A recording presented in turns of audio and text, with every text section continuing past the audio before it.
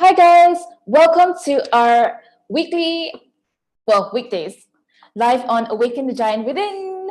So today I am Jean and I'm from Success Resources and thank you for joining me. So before we begin, do let me know if you can hear me loud and clear. So if you can hear me loud and clear, do give me a 1 in the chat box so I know that I can carry on. All right. So welcome in, welcome in, welcome in. Don't forget to tag your friends and also like and share. Okay, so if you joined us on Wednesday, we talked about, about values in life. What are your values in life? And today we are going to go into chapter 16, and it's all about rules. Are your rules making you happy? If you're not happy, then here's why. So before we get into that, okay, cool. I've got people commenting. Hi, Vivian. Welcome in. Invite your friends. Tag your friends in. And she says, one, she can hear me loud and clear. That's great. Okay, so before we continue, I've got a very special guest here with me today. And she is from South Africa, a life coach who is currently working as a youth business coach. And she's helping young entrepreneurs with mind focus. So without further ado, I'd like to invite Ama to join me into this Facebook Live. Hi, Ama. Hello, Jean. Hello, Jean. How are you feeling today? I am feeling fantastic. How are you, Jean? I'm great. So I am in Malaysia and you are in? South Africa. Which part? I am from the east of Johannesburg. All right. So if you guys are listening in from the east of Johannesburg or for anywhere in South Africa, give Ama a hey, hey, hey, hey. We want to hear all your thumbs up and all your hearts. So welcome in, guys. Do remember to tag your friends. We have Vivian very actively tagging your friends. Thank you for joining us. And today we're going to go into the book review of chapter 16, where rules, are they making you happy in life? Ama, do you have some rules in your life that, you just can't avoid? That are making me happy? No, the rules that you can't avoid. So like for me, for example, rules, I feel like it's in our everyday life, when we're on the roads, they have traffic rules. You can't turn right. Maybe there's a signboard, you can't turn right, or you can't go straight ahead, or like traffic light says red, so you have to stop. But why is this? Tony Robbins says in the book, like, we have these rules because it makes it easier for us to make quick decisions. That's true. Right? Like for sometimes me, it would be honesty. Honesty? I have to absolutely be honest. Right. So if I have people that are not honest, I feel like they're breaking one of my rules. Yes. Okay. See, so Ama has rules for honesty. Do you guys have any rules of your own? I mean, we all have certain aspects in our lives that, when we, from young till we grow up, there are certain things that that leads us to where we are today. So if you guys would comment in the box, like, what are some of your rules that you absolutely have to follow in your life? I would love to know. I mean, Ama's rule is honesty. Mine is sincerity. Like, you need to be sincere with who you are and who you're trying to be, because if you're not sincere with yourself, then what's the point? That's true. Yeah, that's mine.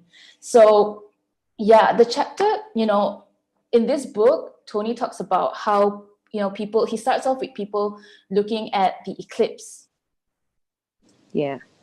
And some people are going, oh, I missed it. And people are saying, no, it's happening right now.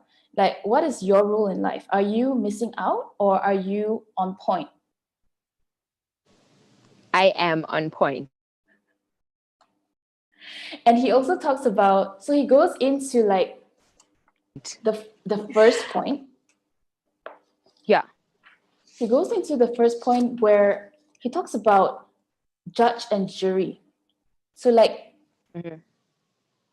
how are you judging your rules? Like, if you have certain rules in your life, are they empowering you or not? Like, how are you judging your rules?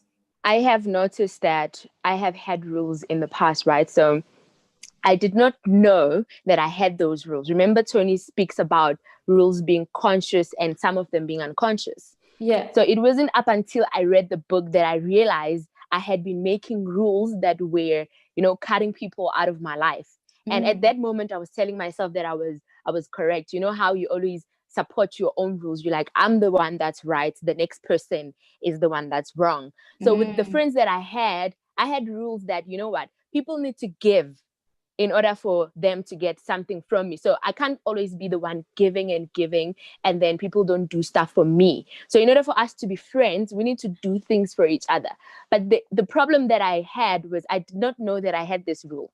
And I had already cut my friends. So I realized that, you know what, had I known this, I would have, told them that this is how I want us to, conduct ourselves in this relationship. So yeah, I'm learning the rules as well as we go along. Yeah, I mean, there's definitely we never read, if we didn't read this book, we'd never really realize that there are rules that we set ourselves, right? And they could be good, they could be bad, they could be something that you should do, something that you must do or must not do. But we never really pinpoint and really realize what are those rules that we set for ourselves in our lives, which could actually help us in so many ways, in our relationship, in our health, in our business. And in this book, like when you're saying you have your own set of rules, right? And he talks about defining your rules, He talks about this story where he asks in the crowd, like, how do you define if you're a great lover? How do you define if you're a great lover, Emma? Yeah. Well, for me, how I define that I'm a great lover is when I get the feedback from the person that I am in a relationship with. When we hold hands, there has to be intimate connection. We must hold hands. We need to try our best to communicate as often as we can. We're not saying like, talk to me every hour, please call me every hour. But I need to feel that we have some connection, we are communicating, we are, there's a two-way relationship. It's not just me putting the effort. It needs to come from the other person as well. And also I need to get feedback. When I know that I'm loving you right, I need to get the feedback that, you know what, you're making me happy. And I do the same, like I'm happy with you being in my life. So I know that's how I love. I think we have the same response to that question. But he talks about how different people have different perspective, like how do you know you're a great lover? Some people may say, like for you, it's like you communicate, they give you a response, so okay, that reaction, they like it, they know that you love them, we go from direction. But some people it's like, oh, because I enjoy it. So if I enjoy it, meaning I'm a great lover. There are different people. The way that they perceive and the way that we perceive things are different. So that's how we really like think about it and really list it down, so we know what are our rules and what are other people's rules. Like our lovers, how do we know if they take what we think are great lovers and what they think that are great lovers, their own great definition lovers. of it, right? Yeah. But I totally understand what you mean by, asking their opinion, because if you don't ask, you never know. And if you don't communicate it, right? Yeah, I do agree with that. Like if I don't know, if I never ask, okay, so do you like this? Or do you like this? Or do you hate it when I do this? Or do you like it when I do this? If I don't ask these questions, then how would I know if my... You'll end up doing the things that they don't like because you don't know what they like. Yeah, and you'll be doing it constantly thinking that they like it. Because you like it, and then you're thinking because we are attracted to each other, that means we like the same things. But that's just an assumption that we make. So it's very important to do the communication both ways. Ask also, so that you know what the other person's expectations are, their rules are, and then see where we meet each other, halfway, so that we make it work. Yeah, we have some people in the chat box going like, yeah, for me, it's honesty as well. So that Vivian, we have congruence, integrity, honesty. Those are her values, her rules. And Wanda is like, so true. Vivian's like, agree, communication is key. That's true. Yes. You're talking about how like you ask your partner about how do you know if you're a great a lover. So can you tell us a little bit about your experience, not maybe in terms of your relationships or in terms of, your relationship with your friends as well? how have you communicated in a way that you know that you're doing the right thing, or, you know, not perceived right thing? You know, how do you know if your rules are the same as the other person? Do you have any life experience on that? I do with my current best friend. And this was, remember we spoke about conscious and unconscious. This was an unconscious thing. It's only now that I'm aware of it, is that I know that even when I don't see my friend, because I haven't even seen her this year due to the lockdown, right, with the pandemic. But yesterday we spoke and we clicked as if we haven't, you know, it's like we been seeing each other the whole year. So sparks are flying everywhere. Exactly. And you know, while we were talking, the airtime ran out, and then she called me back. She's like, oh my gosh, this network is so jealous of our friendship.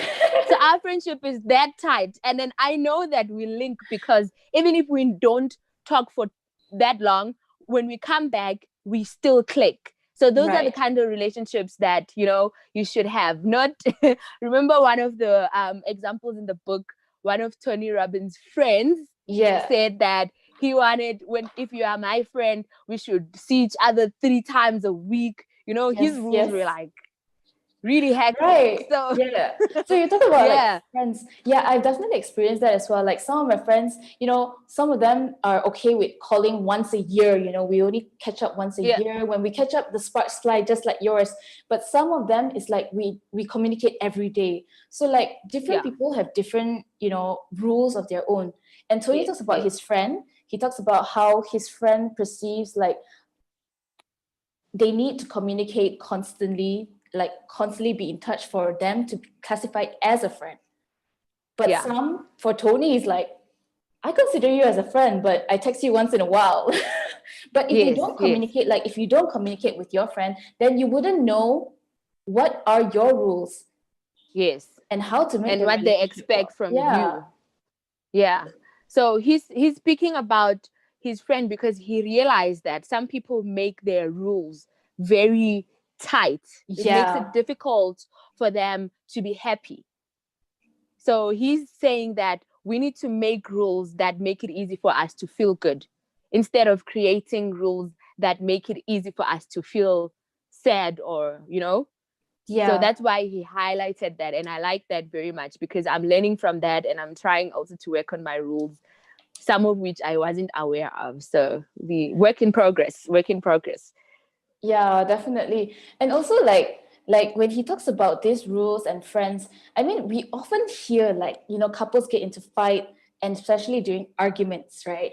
And Tony, in his part of his book, he talks about, you know, communication, and also about how he's talking about the solution, you know, how do you work it out?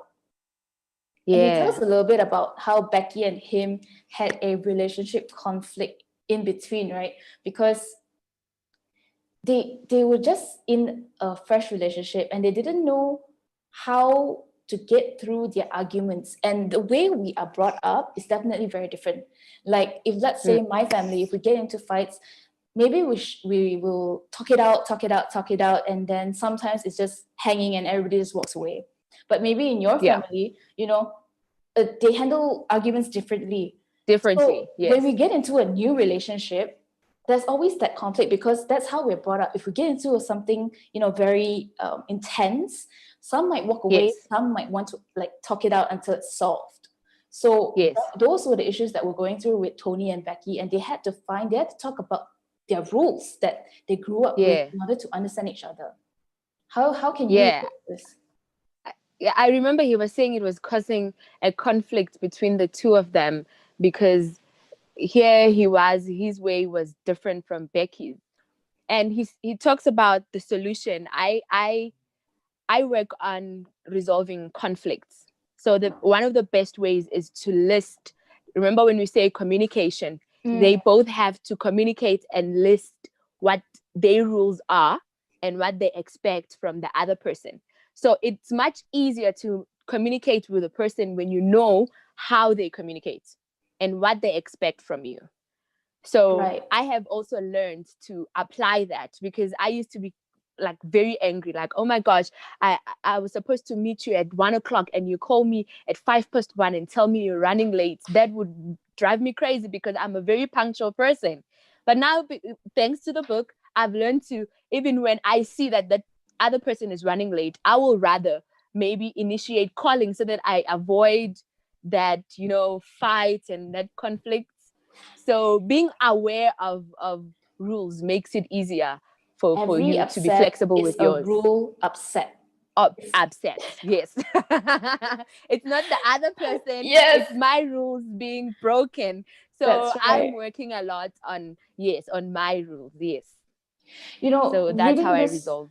reading this book has really reflected my month, this specific month, because my emotions has been up and down, and snapping. Okay. And reading this Yeah. chapter itself has really opened my mind to like, why is it happening? It's because I have my own specific rules that are unachievable, that I'm putting a lot of pressure on myself, which causes other people to also feel the pressure.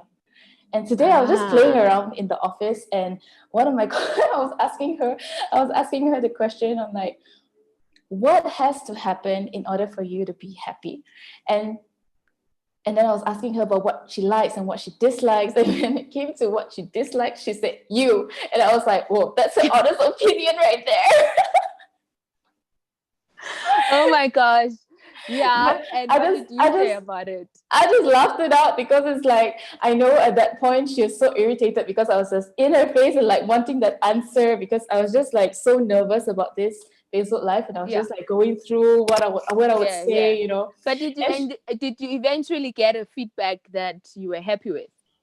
Well, she tried to cover it up with like, she tried to cover it with like saying like, at this right moment, because of the pressure that I'm giving her to get the answer, I was asking for like 5 dislikes, 5 likes, that kind of thing. So she felt that pressure, and she herself felt uncomfortable. So at that very moment, what she disliked was me. Yeah, so it's and I get it. And your rules, right? And my you rules. Driving. Yes, you were putting your rules on them. And at that moment, usually I would snap, but because I already read this chapter, I could not snap. All I could think about was my rules that I've set for myself that are making, How awesome is that? Yes. To watch yourself. I like that.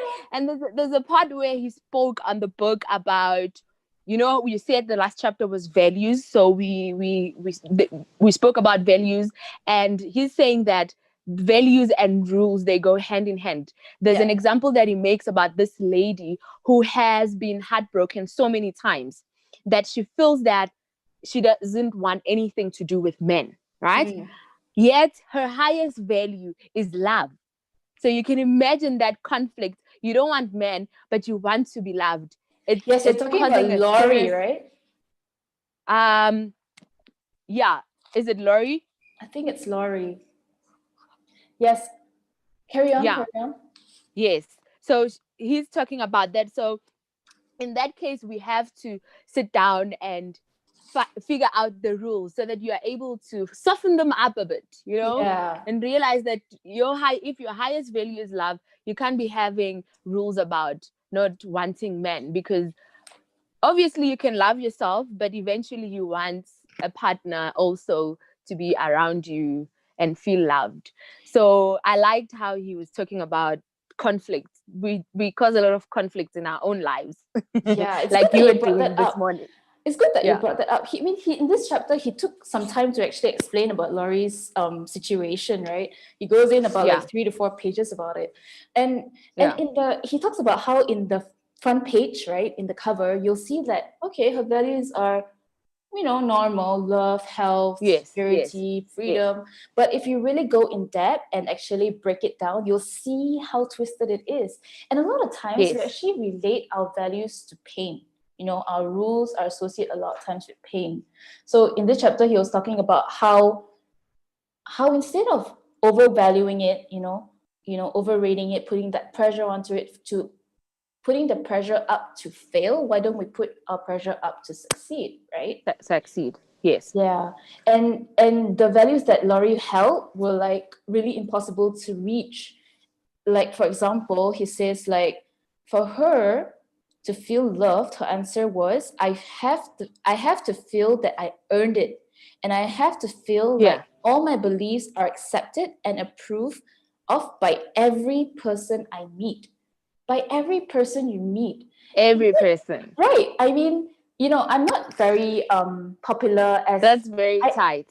Yeah, I don't have a really good, how do you say, like first meet how do you say, like first impressions. Expectations.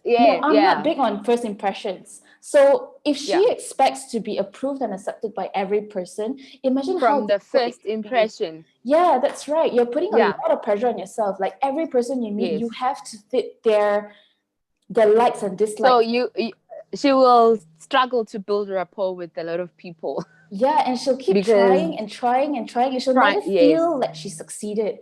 So that was the hardest part, because she put that much pressure on her shoulders on herself. Yeah, that's right. But I like the fact that we need to be, when we start to know that there's rules that we are making, it makes it easy for us to learn from our own rules, like you did this morning with your friend. So rules are, we're waking up to it. We are. Yeah. So if you guys are just writing down your rules and you're not knowing whether it's empowering rules or disempowering rules to you, here are some of the here are 3 tips that Tony listed out as the 3 primary criteria that would be disempowering. So it's a disempowering rule if it's impossible to meet.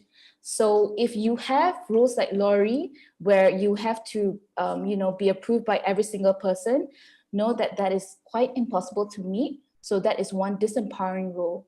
The second would be if something you can't control determines whether your rule has been met or not. Yeah, so that would be the second one. And then the third would be it gives you only a few ways to feel good and lots of ways to feel bad. So are your rules disempowering or empowering you? Let us know in the chat box. Yes, it's empowering me. Yes, it's empowering me. If it's not, then let's find ways to make it better. So, Lori, what are other things that you found really intriguing about this book? There's a part where he talks about where we structure our lives in a way where our happiness is dependent on other people or external circumstances. So something has to first happen from the outside in order for me to be happy. So if we structure our lives like that, we are surely getting ourselves into pain mode. Because if the external world doesn't meet our rules, we go dun dun dun. So we need to learn to be, he says, learn to be happy now, to know how to make yourself happy.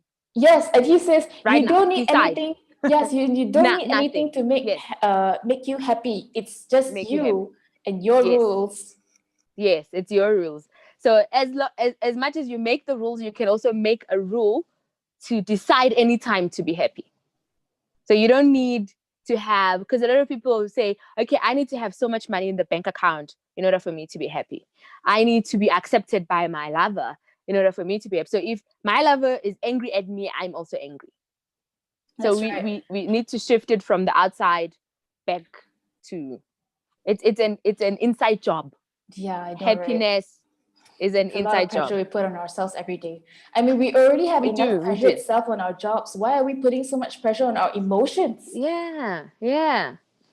And I know that it's everything that we do has a good intent behind it, but we also need to give ourselves a break. Yeah, definitely.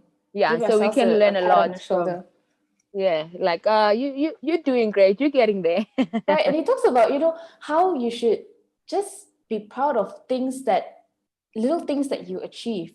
Because if we have a really ridiculous goal and we never achieve it, we'll never feel happy. But if you take note of all the little things that we accomplish, we will feel happy constantly, and we will be fulfilled in a way, right? Like for me, that's true. Since I was young, because we are not from a very let's say we are mediocre earning family. So a lot of times I put in my head like, okay, in order to be classified as successful, I need to have at least one property. I have to get it before how old, before 25, before 28, and I'm 25 right now. Yeah. So you can see how much pressure I put on myself because of yourself. my rules, right? Because I don't feel successful because I haven't achieved what I wanted to do at the age of 25.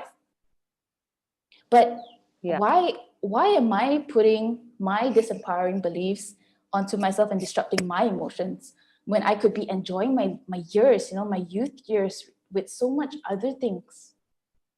True. Have you That's had true. this? Have you had this sort of like experience in your life? 100%. I've had that.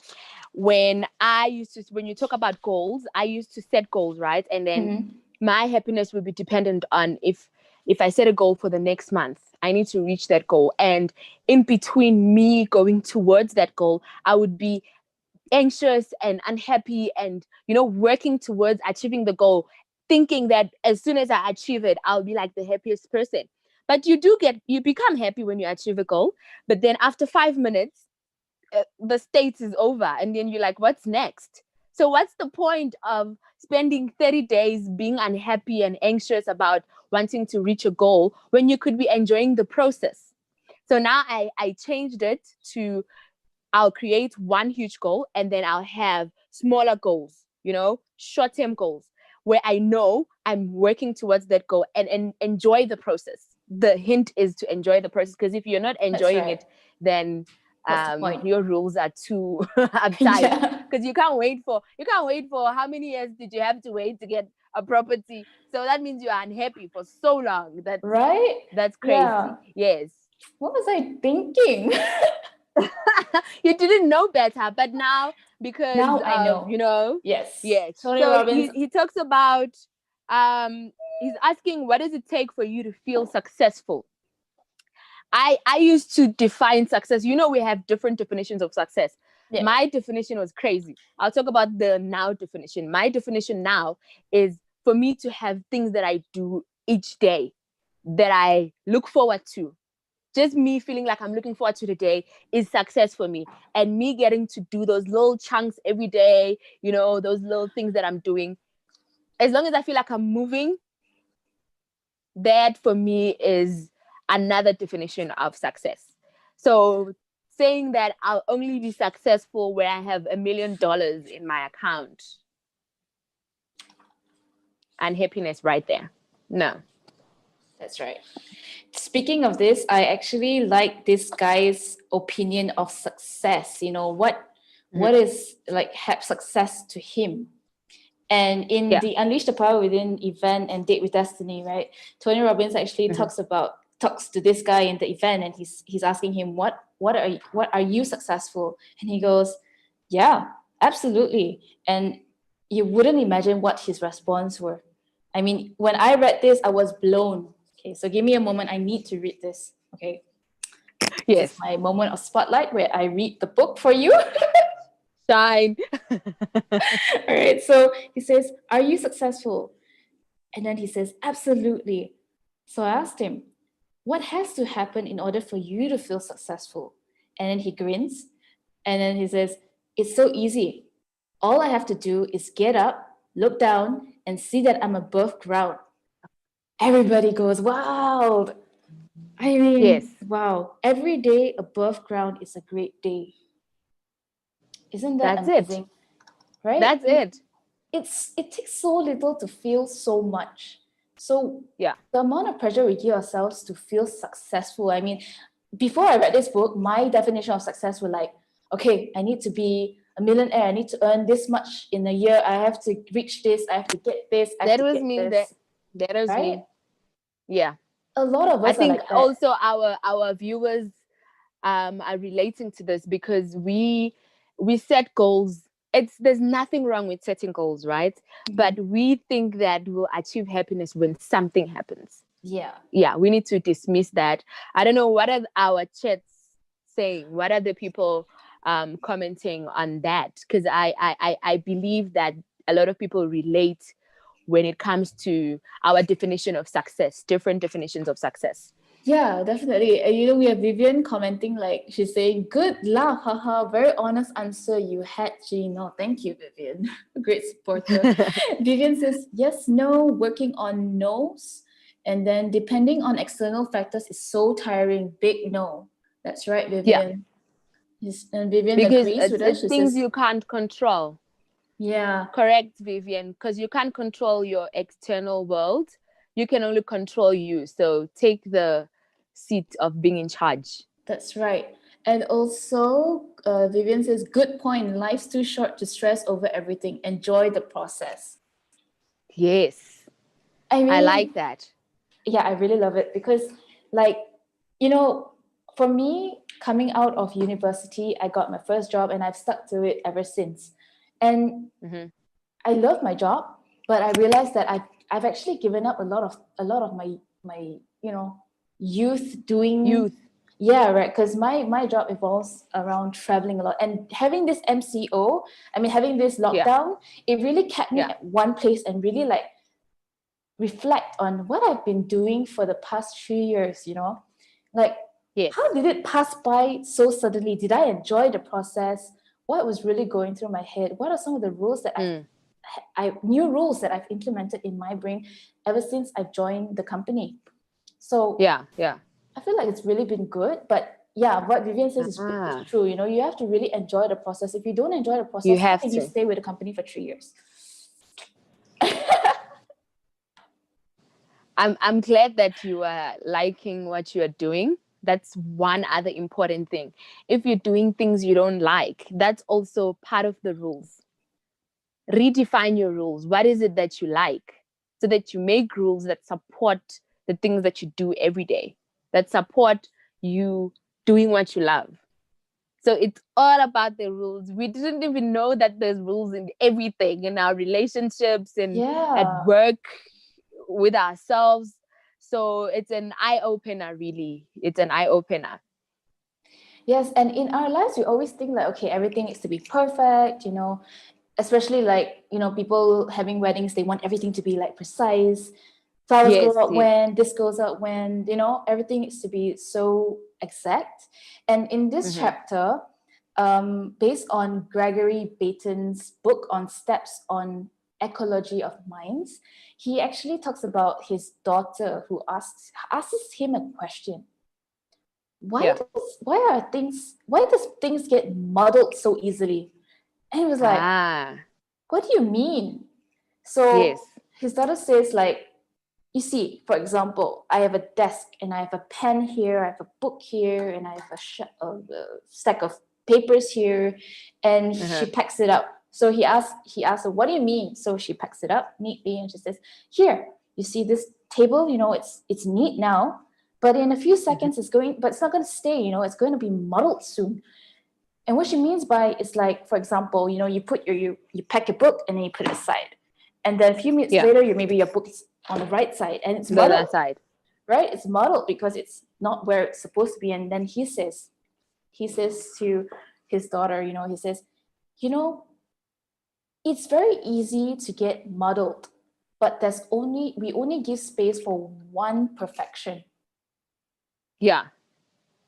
The And daughter was feeling muddled because she has way too many rules for muddling right. And instead of, yeah, perfection. when I first read this, I was a little bit lost. Like, what does he mean? I couldn't wrap my head around it.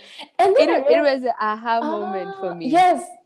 Yeah, And I was I like, then like, oh, okay. oh, that's what he Imagine means. if the daughter swapped things around, whereby if there's just one rule for being muddled and so many for being perfect. So if I put the book on the right, I can also put it on the left and I feel that it's perfect. Yeah. So she was feeling if it's on the left, if you move it to the right, then it's muddled. But that was just her rule. So I think how he explained was amazing. Yes, I definitely like an that a aha lot. moment. It took me a while. Yeah, it was I read it like 3, 4 it times. was I'm a like, aha moment for me. Yeah. it's amazing how a small girl had so much like thoughts of muddle instead of thoughts of perfection in her thoughts. Because, at a young age, we are already exposed to so many rules in our lives. which keeps us Yeah. in a Yeah. box. And many times when we grow up, it's hard for us to get out of our comfort zone and out of our box because Yes. we've grown up in that box We itself. we used to it. Yeah. Yeah, we're used to it. I mean, on the roads there are rules, in your classroom there are rules, at school you have rules, Yeah. in the office you have code of conduct is also rules. Even COVID-19 Other there are rules are rules. made for us. Other rules are made for us, and we can't control that. But Tony talks about rules that we absolutely will not break. Yes. There are some rules that we insist that, you know what, this rule, whatever happens, I am not breaking that. So there's threshold rules, and he has personal standard rules. Do you have such rules in your life, Jean? So for me, it would be more sincerity. I don't like to lie. Yeah. So for me, the Okay. rules that I will not break is Yeah. that. Yeah, Lying. that's I right. have to agree with that one, because lies, it is uncomfortable when you have to lie. So yeah, I'll resonate with that. Yeah. So that is one of the rules. But you know, Mm. unrealistic rules that I've made in my life, those I can, delete them from my head. Not say delete Yes. them, but get rid of them. Or, Yeah. reduce it and make it more realistic. Mm. So some rules we keep, some rules we don't, but we need to, judge it, which one are good, which one are bad. And, Yeah. my dad from young, he always tells me this. Some of the things you hear in your life, if it's good, you keep it. If it's bad, you throw it. And Yeah. I think this is really good advice also in adapting our rules, because when we keep all the bad things, we tend to adapt more muddled things. But if we throw it out and we keep only the good, then Yeah. we'll feel more relieved and free. That's true. But we have to do the work. We need to sit down. Tony likes to say we must write things down. So you need to have a pen and paper and start thinking about which rules you have that are empowering you and which rules you have that are disempowering you, so that you can be able to change the ones that are disempowering you. So the first step is to sit down with a pen and page and write down what it is that you regard as rules, Yes, and both in your relationship, in your own life, in subsection it. But you need to sit down and do it, because you won't get conscious about it if you don't sit down and do it. And also you can look at your past experiences, like you were asking, have you ever experienced something where there's a conflict and you realize that it was somebody else breaking your rules, it wasn't them doing anything wrong? So you can look at your past experiences and see, when last did I have, like, a disagreement with someone? It happened with me yesterday. mhm. I was supposed to meet a client at a certain time, and then when I got there, he told me that no, we are no longer meeting, only when I arrived. And I got really annoyed a little bit, and I was like, this guy, you could have called me before. But then I realized that, okay, this is what we're going to be talking about tomorrow, because this is my rule. So this guy is breaking a part of my rules. So I sat down like, okay, you know what, let's reschedule, we'll figure it out. So I quickly calmed myself, thanks to the chapter. But I did get a little bit upset. I did. I'm not gonna lie to you. But you will feel emotions. We're not saying you are becoming an emotionless person, or you will feel certain emotions. Emotions are triggers. They are telling you that something is not right. You need to check Yes. on yourself, Don't be a not the other robot. No. person. No, don't be a robot. But they're just triggering you to know that there's something that needs to change from yourself. So if there's anybody that's triggering you in the wrong way, come back and check. Yeah. It's always good to reflect, just write Reflect. down your Yeah. rules, and Yes. just if you have the book, go through the book where he goes in depth with Laurie's transformation, right? Story. Yeah. Yes. Yes. And how he did it, write down your rules and then read through it, analyze it, see if it's empowering you or disempowering you. If it's not, then do it again. True. Just Yeah. reduce it until you feel like it's feasible. So Yeah. why are we doing this book review, right? We also have a event coming up, and because of the COVID-19 situation, Tony Robbins thought, oh, okay, let's bring it to you virtual. So Unleash the Power Within is coming to you virtual. Yes. This September. We are excited about that. Yes, in September and in October, and we can't wait to see you there. If you're looking to transform your life and also experience how Lori went through and so many others have in this event, experience it live yourself. So the link is down below. Check it out. Yes. And get your tickets because spots are running out, guys. We only have less than a month. Yeah, they are. And the exciting part about that is that you buy one ticket and the entire family can tune in. As opposed to previously, you had to book flights and accommodation and you just one person goes. But now one ticket, everybody in the house gets to tune in. So that's very exciting. And the amount has been discounted as well. So